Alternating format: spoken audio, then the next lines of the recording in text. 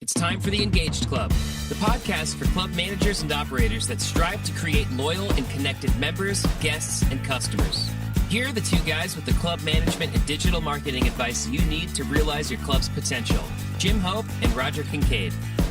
Hey, welcome back to another episode of the Engaged Club podcast. I'm Roger Kincaid. I'm the sales and the marketing guy at Off Course Golf, and you can see us online at offcourse.golf. I'm Jim Hope, and I'm the GM of the Derrick Golf and Winter Club. Hello, Roger Kincaid. How are you? Jim, fantastic, and thanks very much for putting these rules of club management together. And we're going to talk about rules number 7 and 8 on this podcast. So go ahead and lay it on us. What's rule number 7? Rule number 7 is it's not your club. I want to talk about the fact that this is a personal business to both us and to the members of our club. But at the end of the day, it really is just a business. And rule number 8 is tell the truth, the whole truth, and nothing but the truth. Just like your mom and dad used to say to you when you were growing up and they were questioning on why you came in late on Friday night. You know? That's right. Make sure you always tell the truth. All right. So it's not your club is something that maybe you could just put on a Post-it note and put on the side of your monitor for some tough times. But let me know what this one's all about. It's not your club. It's a business.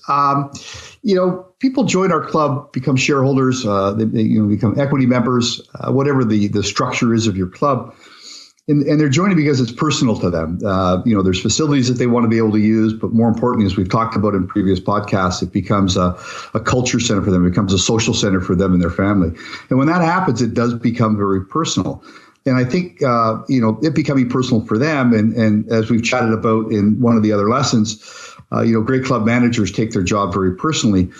But, you always need to remember, though, that it is a business. And as much as they may try and make it personal all the time, you as a club manager need to remind yourself and remind your team that it is a business and you're making business decisions that are going to benefit all the shareholders and not necessarily just some of the constituents in your club.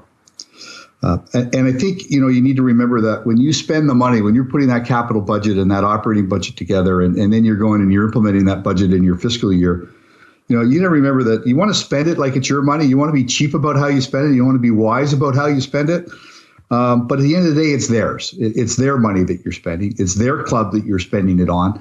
It's their initiatives in the capital budget that you're doing. You may have brought those forward and you may support them. And some of them you may not even support. Some of the ideas that you have may not be supported, but it is their club and it is their business, and you need to run it like it is. So I just think we always need to remember that it's their club. And I'll tell you a quick story from one of my third GM gig I had, and when I pulled into the club for my job interview, I remember seeing the garbage bins prominent on the side of the clubhouse. They were just exposed. There was no fence around them. There was a sort of a broken down wooden fence around, but you could see this big green recycling bin and this big black garbage bin. And I thought, wow, is that the first impression that we want people to have of our club when they pull in the parking lot? So first capital budget I put in $8,000 for an enclosure around the garbage bins. And we're going line by line through the capital budget, and this garbage bin enclosure comes up, and everybody else who, on the board who had seen this garbage bin had seen it for years. So to them, it just didn't stick out like it did to me when I first pulled into the club.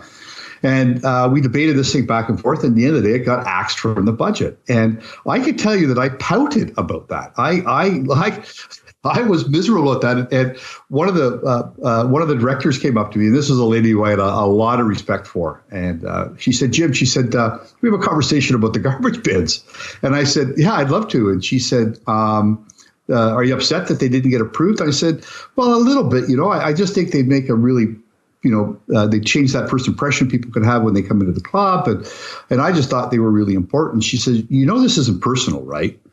This isn't a personal slight against you that we're not taking your recommendation to enclose these garbage bins. It's just not a priority for us on the board right now. We still respect you. We still like the job you do. We still think you're a great manager, and we're glad to have you here. We just don't want to do the garbage bins. And for me, that was a bit of an enlightening moment that, chill out, bud. It's just a garbage bin, and it's just not a priority for them. And it's not a slight against you. They're not undermining, your recommendations to the club. It's just not something that was a priority for them. So it's not personal. It is a business. And you need to remember that. I mean, I think it's like a member who buys Ford Motor Company. They may own a Ford car and they may also own Ford stock, but they don't treat the Ford Motor Company as anything else other than an investment that they want to see a return on. They buy a share at your club. It's not an investment that they're making. It's a lifestyle choice that they're making. So it does become personal for them, and it's easy for it to become personal for you. But remember, treat that membership and treat their membership of the club more like a stock in the Ford Motor Company. There's rewards, there are dividends. Some of those dividends aren't financial. They're service and they're personal dividends that they want to receive for them and their families. But it is just a business that you're running. Wow, that's very well put, man. And that's a great story about the garbage bins. And thanks for sharing the fact that you pouted a little bit too, because I think that there's so many managers that have been there. Maybe it's a menu item or an idea for the golf course, and then the board just says, "Look, this has got nothing to do with you. We just don't care about that, and we like it the way it is." Very true. And what's interesting is that, as I've matured in the business, I don't take it personally anymore. I mean, I do have my recommendations and I state the case why I think it's important. But at the end of the day, man, it's their club. They have a set of priorities that they want to see implemented, and it's our job to make sure that they're implemented effectively. Rule number 8, tell the truth, the whole truth, and nothing but the truth. You bet, baby. And I know you do all the time, Roger. So this is a lesson that you could probably give. All right. But what's interesting in the business, and again, this is, goes back to my days as a young manager. I always felt, because they were paying me and I was the general manager of the club, I always felt that I needed to know everything. And I felt that when a member asked me a question, I needed to know that answer. And if I didn't, I just made it up. And not, I wouldn't say that I was lying, but I was maybe talking about something I really didn't have all the facts about, but I tried to present it like I did.